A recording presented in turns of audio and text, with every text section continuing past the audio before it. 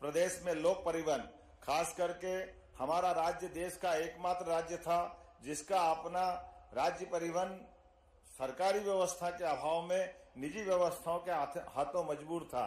मुझे इस बात की प्रसन्नता है, हमारी सरकार ने निर्णय किया है कि हम लोक परिवहन के प्रबंधन सरकार के माध्यम से कराते हुए सुदूर ग्रामीण से ग्रामीण, छोटे से छोटे स्थान तक भी इस परिवहन की व्यवस्था को सुचारू रूप से संचालित करते हुए आधुनिक व्यवस्थाओं के माध्यम से बड़े महानगरों को आधुनिक परिवहन की व्यवस्था के साथ साथ हम ग्रामीण लोक परिवहन के साधनों का भी उपयोग कराने जा रहे हैं। साथ ही साथ मेट्रो ट्रेन का मामला हो या इंदौर मनमाड़ रेलवे लाइन का मामला हो, भारत सरकार ने भी अद्वितीय रूप से मध्य प्रदेश का ध्यान रखते हुए हमारे लिए विकास के नए दरवाजे खोलने का काम किया है।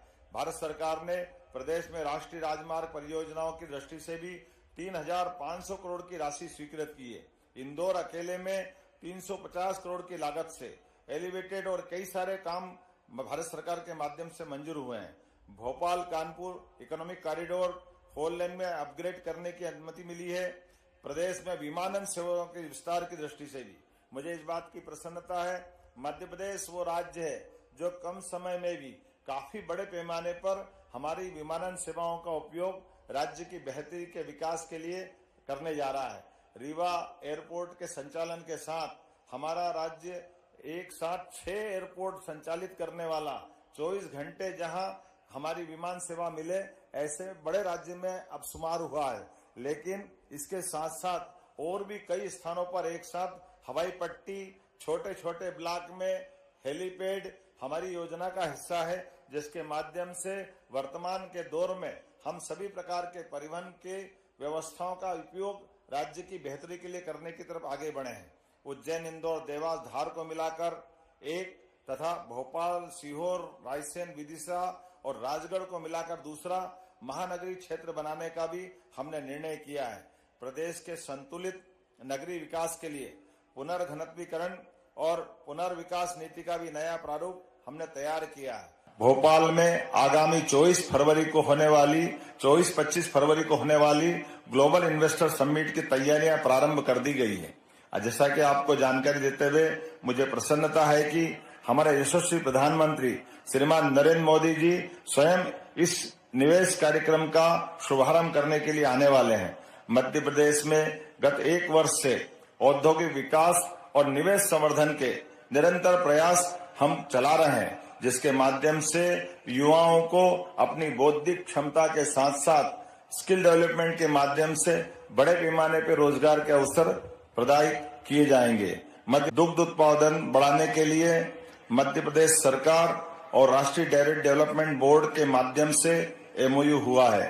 वर्तमान में प्रदेश के लगभग 6,000 गांवों में प्राथमिक दुग्ध समितियां हैं। प्रदेश के समस्त गांवों के लिए दुग्ध समितियों को गठन करने का लक्ष्य हमारी सरकार ने रखा है। सांची ब्रांड को और मजबूत किया जा रहा है।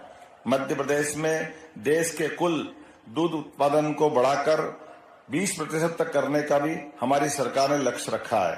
सरकार का प्रयास मध्य प्रदेश को देश की डेयरी कैपिटल बनाना है। राष्ट्रीय डेयरी विकास बोर्ड के अनुबंध से राज्य के पशुपालन एवं डेयरी विभाग के माध्यम से सहकारी प्रणाली भी सशक्त होगी। प्रदेश के सभी जिलों में गौशालाओं का सुचारू संचालन होगा। प्रदेश के बड़े नगरों में आधुनिक गौशालाओं का निर्माण किया जाएगा। यशस्वी प्रधानमंत्री श्रीमान नरेंद्र मोदी जी के द्वारा ग्वालियर में 10,000 से अधिक गायों की एक सक्षम आधुनिक आत्मनिर्भर गौशाला का प्रारंभ हम करा चुके हैं। धीरे धीरे करके हमारे राज्य के बड़े नगर निगमों में इंदौर, भोपाल, उज्जैन, जबलपुर इत्यादि स्थानों पर भी इसी प्रकार की गौशालाएं बनाने का निर्णय हमारी सरकार के द्वारा करवाया गया है। मुझे इस बात की प्रसन्नता है, पशुपालकों और किसानों को गौपालन प्रोत्साहन देने के लिए 10 गाय से ज्यादा पालने पर सरकार अनुदान देने का विचार कर रही है। पंजीकृत गौशालाओं में भी प्रति गोवंश मिलने वाली 20 रुपये आहार राशि बढ़ाकर 40 रुपये करने का हमारी सरकार के द्वारा निर्णय किया गया है।